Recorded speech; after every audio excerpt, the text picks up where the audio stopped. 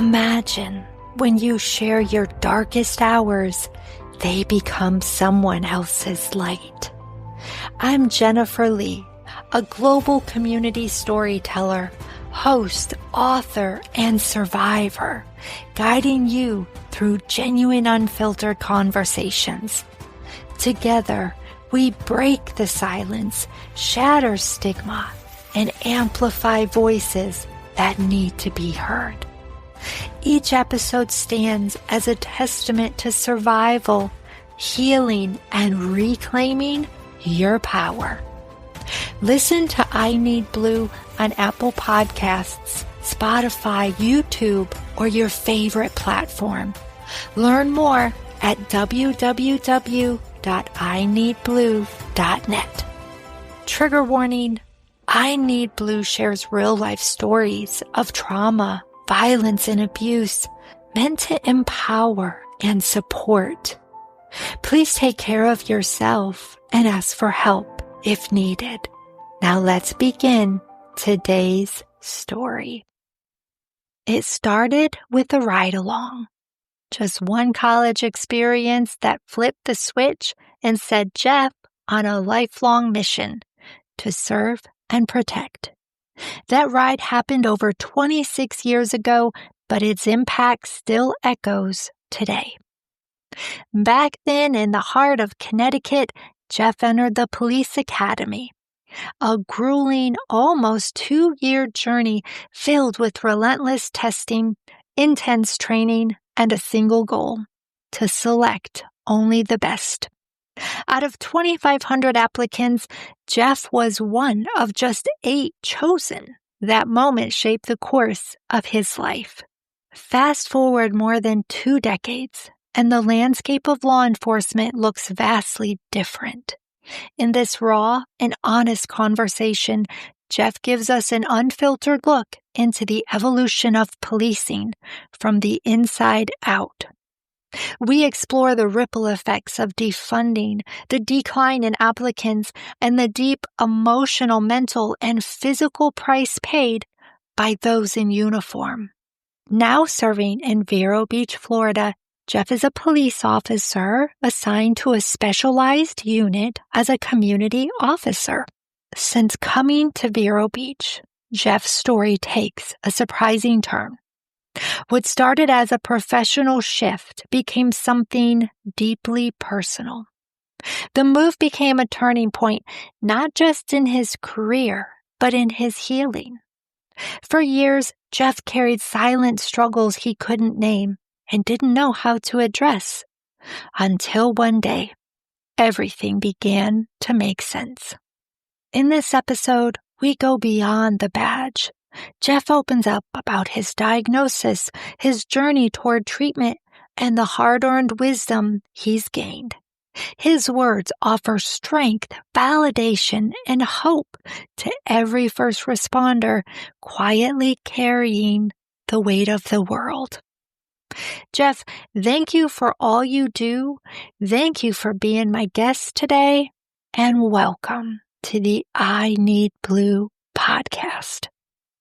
Thank you. Thanks for having me on. Of course, it's my honor. I'm so glad that we actually have had the opportunity to meet and chat a little. So I love that. You enthusiastically gave me your card and said I would love to come and share, even though this is something you have not done before. Never. How are you feeling about it? I feel good about it. I think that sometimes things play out the way they should. I never thought about doing anything like that. But from where I came from and where I am now, I think maybe sharing the story may help other people. Absolutely. I have no doubt that it will. Before we get started today, Jeff has a special message for you. Yeah, so if anybody would like to reach out to me, law enforcement guys, folks like that tend to be pretty private. My full name is Jeff Otis, O-T-I-S. I work for Vero Beach PD. You can email me. I can even give you my contact information if somebody would want to reach out and call.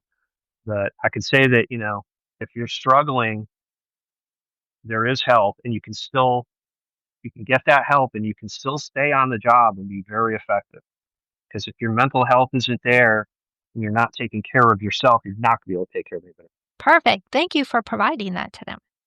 Now, in your introduction, we talk about your ride along, which I've had the pleasure of being on one or two of those. Tell me about this first ride along that you were on. So when I was in the Army National Guard, one of my lieutenants was a Hartford police officer. And we would talk all the time. And I was initially going to go into the teaching program in college and be a school teacher. And we would talk and, you should come on a ride along with me. You might like it. And I could still remember some of the calls that we were on. I mean, we were adrenaline kids and I was an outdoor kid. I call ourselves streetlight kids. We were always outside and doing some sort of activity, whether it was sports, BMX bikes, things like that. And I noticed these guys they weren't confined to an office or a room. And there was some action, but it wasn't necessarily just that. It was the way they handled themselves and how they handled people and how they interacted with, their community. So some of the calls we were on were interesting. I remember one specifically where they were trying to convince somebody to take their insulin for diabetes. It was just talking to them and treating them like a human being and not somebody that's beneath them. I liked that. They were professionals. So that is what did it for me. I don't think it was a week later, and I switched my major to the criminal justice program, and that's how it started for me.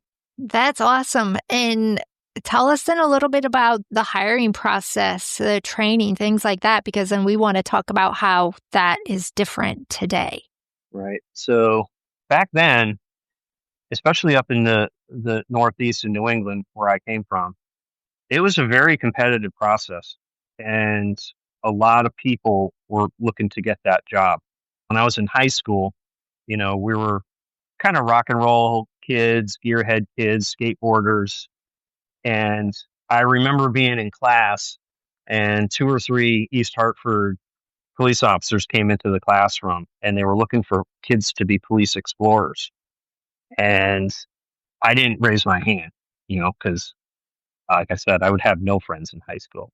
But I was interested even back then. That sounds cool. And I remember they said something to the effect of the job, it's a good job and someday everybody's going to want it.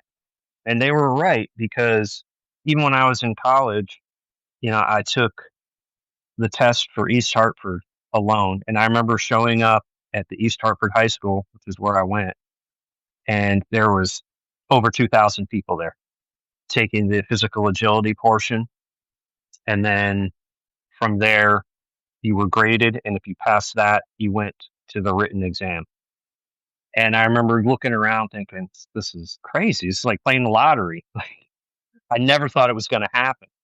I took the test anyway, and I hadn't even graduated college yet.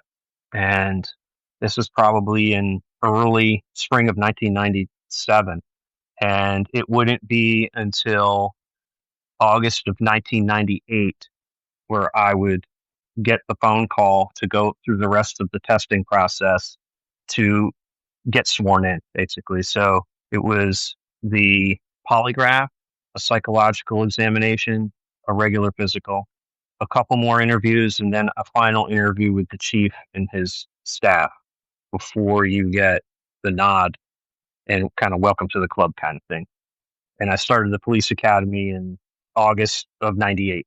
Wow. And one of the things when I talk about I Need Blue and I share that I include our first responders in the conversation, that's always followed up by they witness things that you or I could not possibly imagine. And they do this day in, day out, over and over again. Would you like to share some of the calls that you have been on to maybe give a little insight to our audience? Yeah. So one thing I didn't share with you is my career started with trauma. So while I was on FTO, which is field training, one of my friends, who we were friends before we became police officers, we took the same test. he happened to get hired about 6 months before I did. While on FTO, he responded to a noise complaint and he was shot and killed. So that's how my career started, with a funeral. We knew that those were the risks.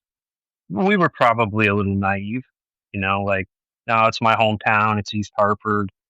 It's a busy enough city, but things like that weren't happening at that time. And no police officer in East Hartford had been shot and killed before then and has not been shot and killed since then.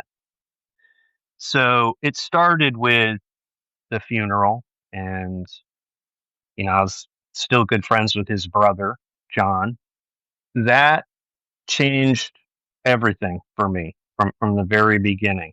Like I said, you're prepared for those things, but when it hits that close, it's a friend of yours, and you see what it does to the family over the years, it does change the way you operate out there very quickly.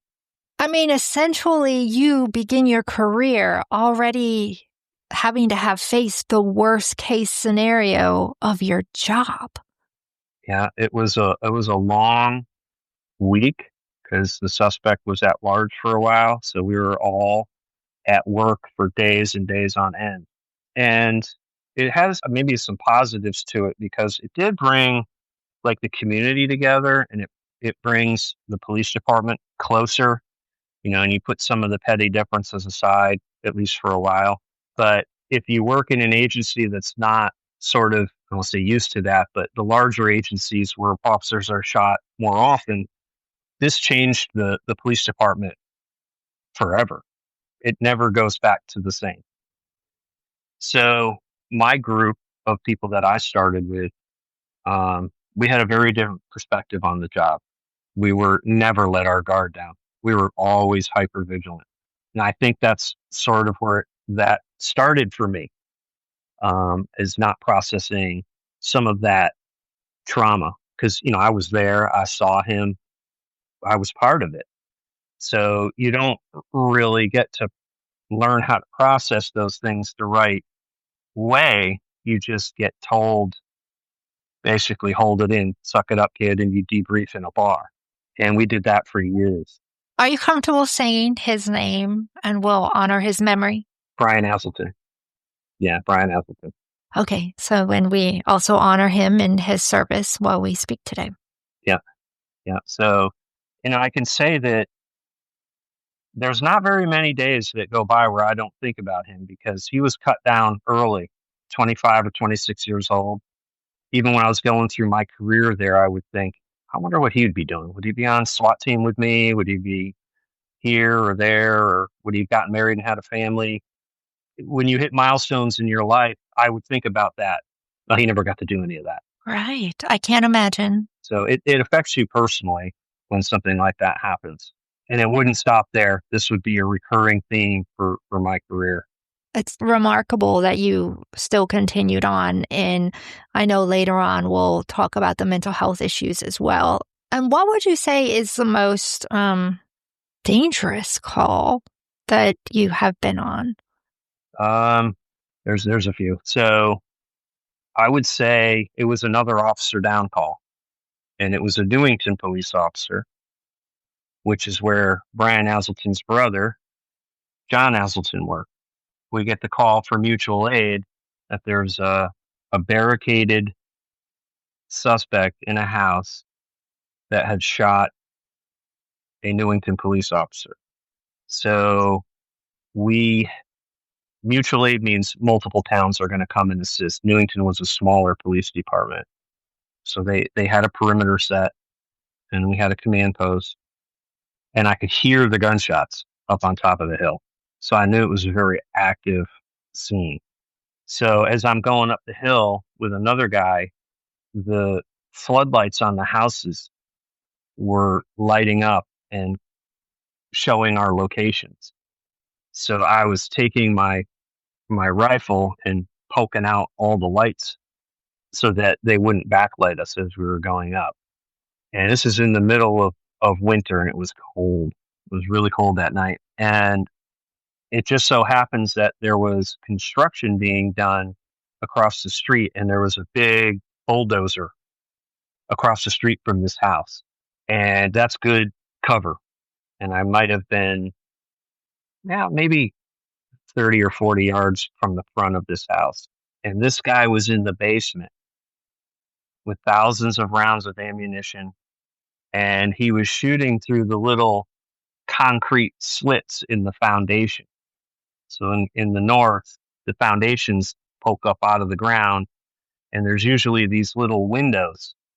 So he was shooting from those, so you really couldn't get a good shot. But he knew right where all of us were. So he was making sure that he put enough rounds in each direction so that if we tried to make an approach, we would get hit. There were some snipers, some police snipers that were set up. There was a lot of shots, a lot of exchange of gunfire that night. The suspect was hit a few times in like the extremities, but it wasn't enough to stop him. This is hours going by. A SWAT team actually tried to make entry. They couldn't make the entry because he shot through the floor. As the night went on, we had a robot come and drag a fire hose and stuff the fire hose into the concrete slit. And we turned it on and flooded the basement. And as the basement was filling with water, like a swimming pool, he shot and killed himself. Wow. Yes. So Officer Pete Lavery, was in the basement as well. We knew that he was deceased because we had the robot and we could see that there was no signs of life there. So we knew that it was going to be a recovery and not a rescue. So that gave us the opportunity to end it. So we did. We flooded it and he killed himself. So those circumstances would follow me around for a couple more calls. There was another one not too long after that where a suspect called 911 on himself for a sexual assault warrant. We thought that was kind of odd. And this is in the middle of a blizzard. So as we get there, we can hear screaming on the inside of the house.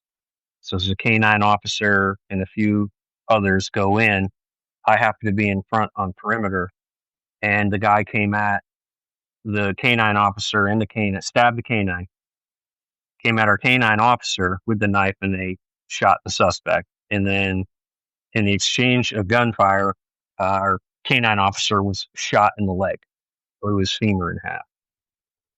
So the K-9 was injured and retreated, and I saw the K-9 run by me, and they'll go to where they're comfortable after they're wounded like that. The K-9 ran by me, and they had those sort of like a latch on the door where they could flip it with their nose. And he went into the cruiser and was all cut up. So we got an officer down, and we got the K-9 down. So I ended up taking the K-9 vehicle and the K-9 to a 24-hour vet. I remember the blizzard, I was trying to go code out there, but the lights were just bouncing off the snow and I couldn't see anything. So I get the dog out there, we pull him out, they shave him down. He's got a bunch of wounds all over his head and his neck.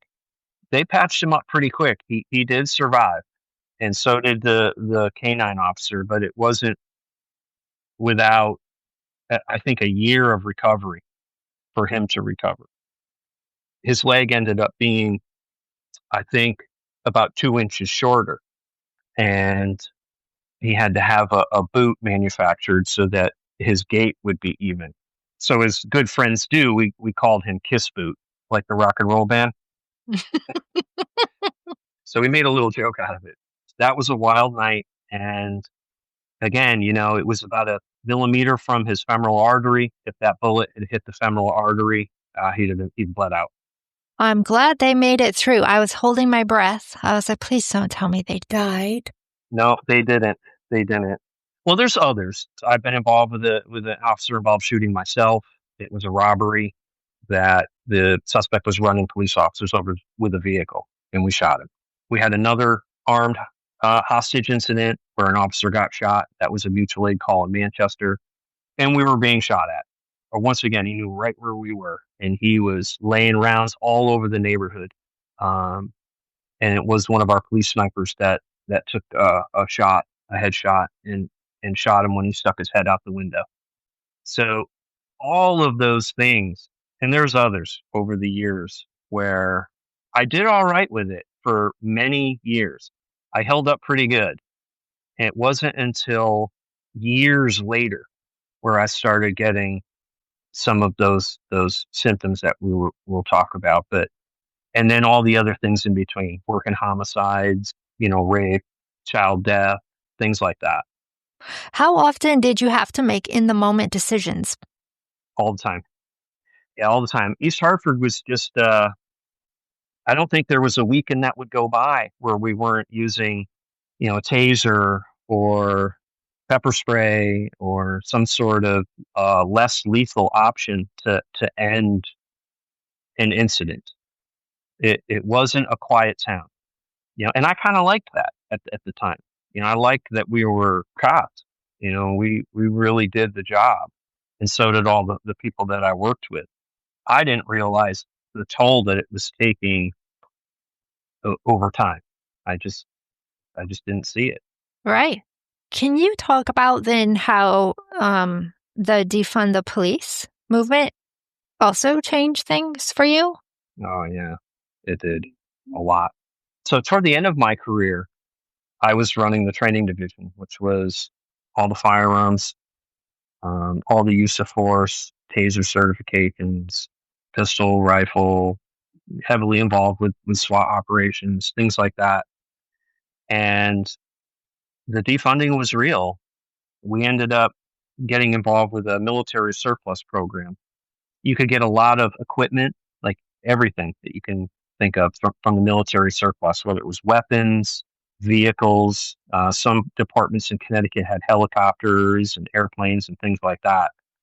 So when the defunding started, I was told, you got to give everything back. So we were giving back our guns, and I had close to 100 guns, weapon systems, and other things that we were using from the military. So that's where it started. The budgets were being cut. I watched my budget shrink. So you're trying to kind of piece these things together so that guys can stay at the top of their game. Our training program was pretty good. And it came from a long line of people that did it before me that passed it on to me. So when you take something like that over, it's your job to take it to the next level and push it even harder. We did a lot of training to very little. And it wasn't long after that where qualified immunity came into question. And the state legislatures in Connecticut voted for us to have it removed. And that was a big deal because that means that law enforcement police officers can be sued personally. And there was a mass exodus up there in Connecticut. There's only a couple of states in the United States that don't have qualified immunity. I think Colorado's one of them, and Connecticut now. And that was in the fall of 2020. I remember asking my chief, I said, if something goes wrong and one of these kids gets jammed up, do I get in trouble with them? I'm one of the firearms instructors there. We ended up reaching out to an attorney, and the attorney said, yeah, you guys are all going to be liable. So that didn't work for me. January of 2021, I retired from East Hartford, and that was it for Connecticut. And that was it for a lot of people up there that I knew, that if they could leave, they left. There's a mass exodus up there. So you end up with a shortage.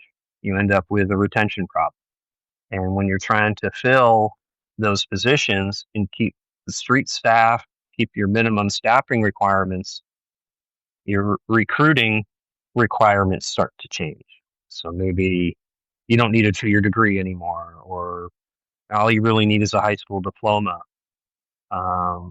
They were taking, in my opinion, people that don't belong out there. And DEI is a very real thing. And we hear about it a lot in politics and on the news channels, but you saw it yourself when they tried to assassinate President Trump. I mean, those folks had no business being out there. None. There's other people in law enforcement that are just like that. No business being out there. Were you ever in a situation where you witnessed one of your officers and you were like, "Oh, that's not cool how he's handling that"? I don't know if it was any person in specific. I just noticed that, and it might be an age thing too, combined with lowering the standards.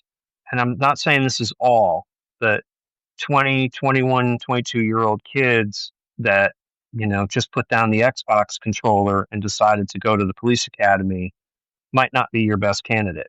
They have no life experience. They don't know how to handle themselves, never mind trying to handle somebody else. I see it in their behavior when they're working at a scene or at a call for service. And not all, but more than I saw when I was a young officer.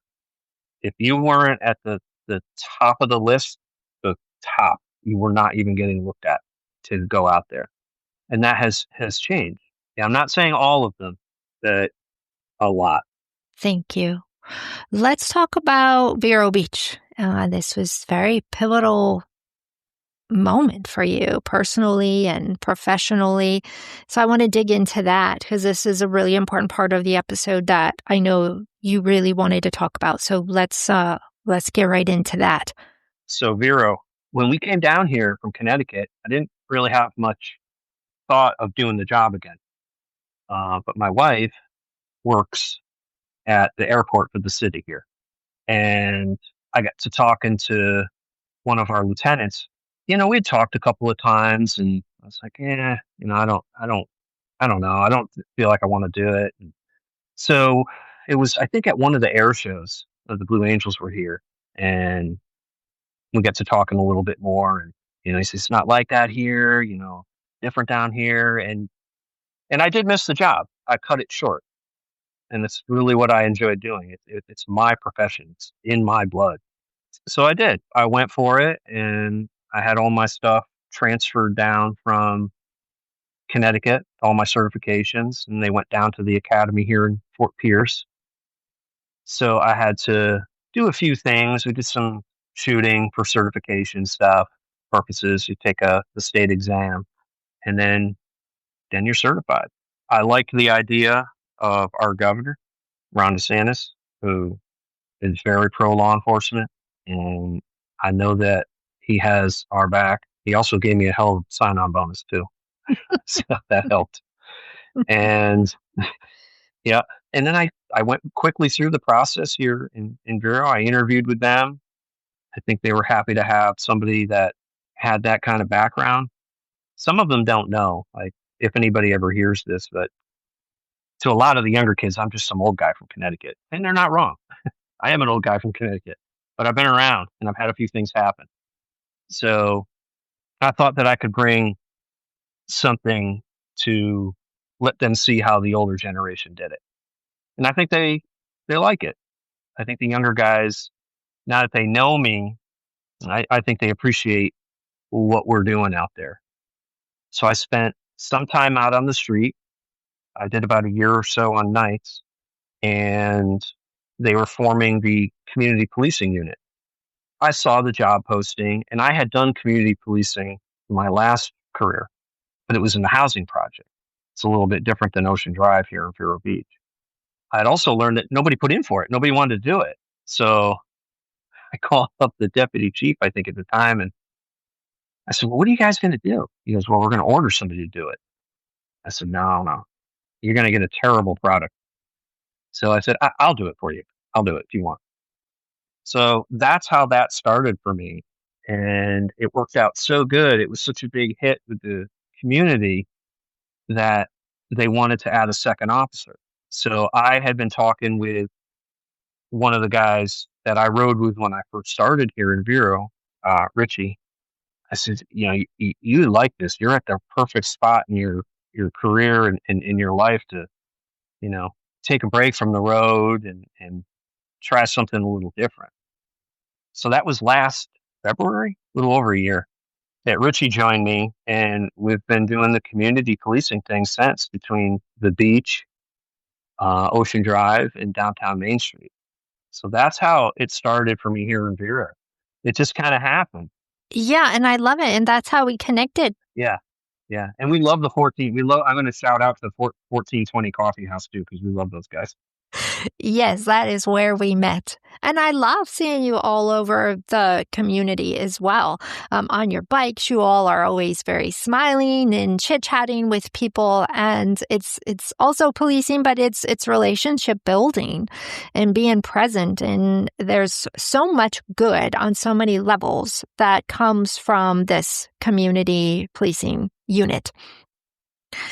Can I ask you then, what was the moment or the experience that occurred when you realized something's going on in me?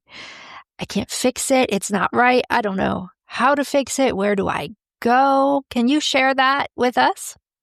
Sure. That actually started before I came here. It was toward the end of my career up north where I was having these different type of symptoms, particularly these incapacitating panic attacks where I thought I was having some sort of stroke or heart attack. And cops are so, yeah, we are. We're so thick headed sometimes. I didn't want to call an ambulance. So I drove myself to the ER up in Connecticut. And I get in there and I tell the doc, I'm having a heart attack. So he plugs me into all this stuff, takes blood. He goes, Jeff, you're fine.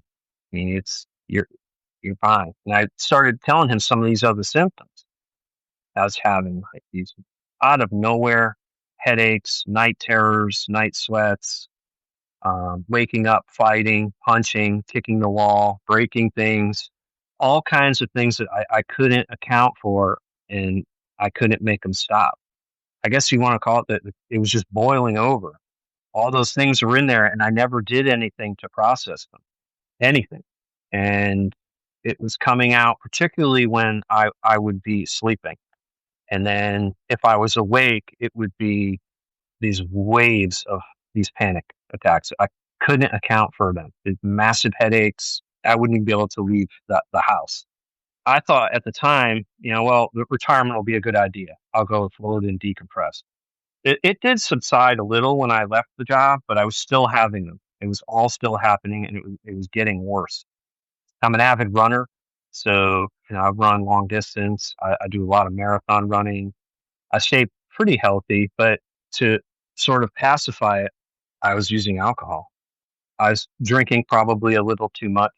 And I remember going to my doctor here and I was telling her all the symptoms that were continuing. And she says, you have every single symptom of post traumatic stress. I don't have like the suicide part of it. I don't have that. I'm too high on life. I like being alive. I'm that kid that from a very young age, I was always excited to be doing something. But these other symptoms and these other things, I just couldn't make it stop. It wouldn't stop. She wanted to give me Lexapro or something like that. And I'm like, I really want to take something for it. So she wrote me the prescription. I took it for about 6 months and I didn't like it. It's too many side effects. And it's just not for me. So an email came out at the police department at Vero Beach PD. And it was a sheepdog program through Emerald Health here in Vero Beach. And I remember seeing it and thinking, wow, I don't know what that is. But it wasn't too much longer after that where I mentioned it to Richie, the guy I work with. And he's kind of looking at me and I said, what? He goes, well, I'm doing it. I said, well, what are you doing? So he starts telling me about this treatment that's out there. Now, it's new. It's actually brand new type of treatment that's out there, and it's called ketamine therapy. And he's telling me about it, and I'm thinking, I'm very careful about what I put in my body. Like, never heard of anything like this. I just know ketamine is like a acid drug or something. I didn't know much about it. So I thought about it for a few months, and the symptoms persisted.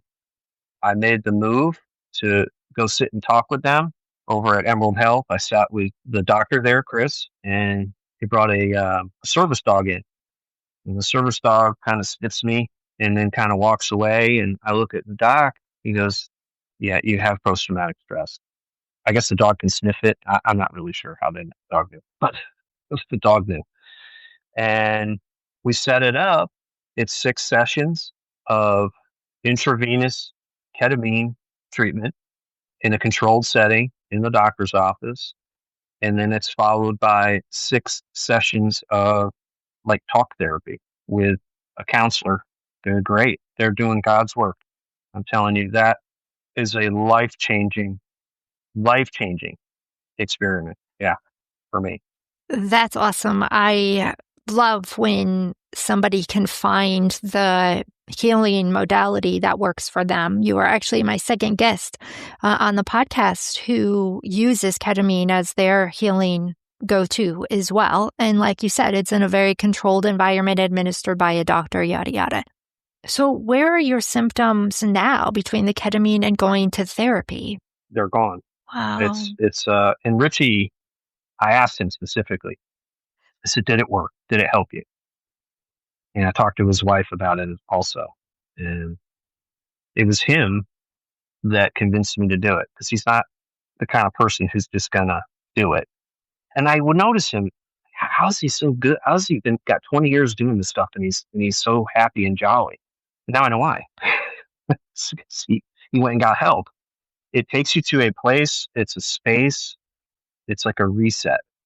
It allows you to sort of like file things away and see things in a different perspective. And it is a space. When you're there, it is a spot. It's a place that you go and you get to, I'd like to say you actually see God. Takes you to a place, and it allows you to sort of drains it all out. It feels like it's being taken out of you. Anybody who's been through any traumatic experiences, whether it's public safety guys or military veterans, yourself, this is very effective therapy. I recommend it. So you went from dealing with something that had like complete control of you, right? These PTSD symptoms. And basically through your ketamine treatment, you took control of them and you let them go. Is that a good way to describe that? Yes, it does. It allows you to do that. And I didn't stop there. Adrian was part of a church.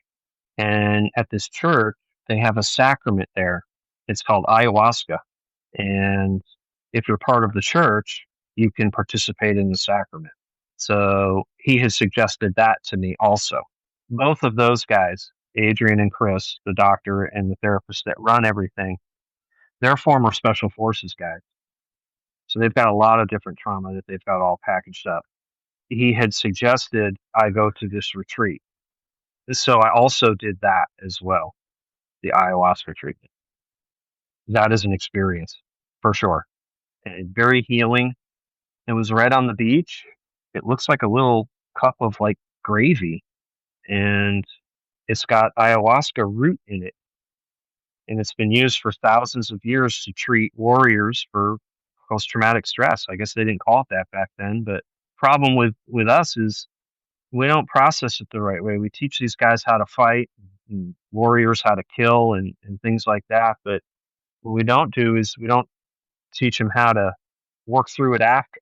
So this helps even further in healing from it and processing the things that you've been through or had to do, that sort of thing.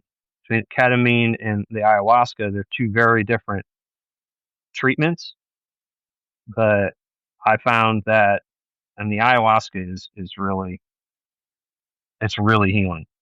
It definitely takes you to a place in almost like your subconscious to help you heal and sort things out. There was a lot of veterans there. There were some airline pilots there, a lot of medical professionals there.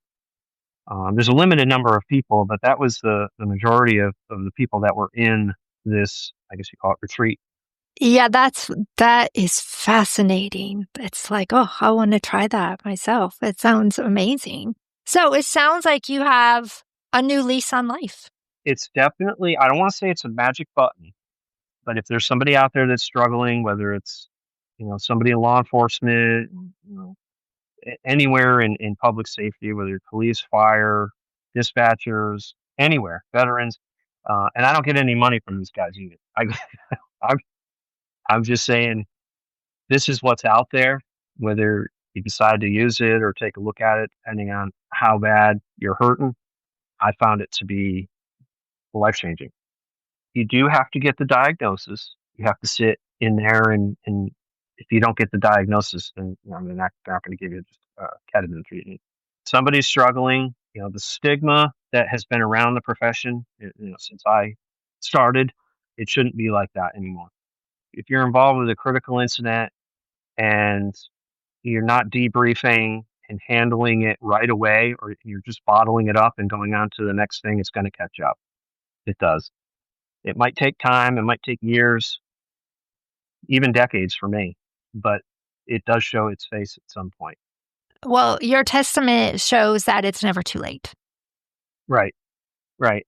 And it's not. It's not. I know there's people out there that have had it way harder than I had, especially the guys that are there at Emerald Health now. These guys went through some wild things, and they're all doing well. I'm not saying it's not a work in progress, because you have to stay at it, and they'll have you come in every maybe 6 months or so if you want to, for like a booster. It kind of resets you with the therapy, with the medicine. Do they take insurance? Yeah, they do. If you're part of I forget which ones they take, but we're working on trying to get them to take our insurance here in Vero Beach. I don't think we're quite there yet, like the city taking Emerald Health, but the Sheepdog program allowed me to do it through donations that came in at no cost to me. And I believe that is out there still for others. There's still funding there for others to go in. The hardest part is just convincing yourself that you're going to go do it. We don't like to admit that we're struggling. Yeah.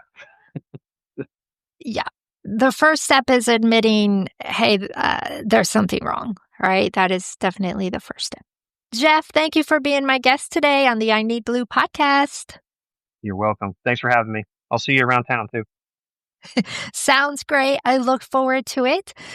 This is Jen Lee, host of the I Need Blue podcast, survivor, author. Thank you for joining us today. If you want to learn anything and everything about the I Need Blue podcast, please visit my website, www.ineedblue.net. And remember, you are stronger than you think. Until next time.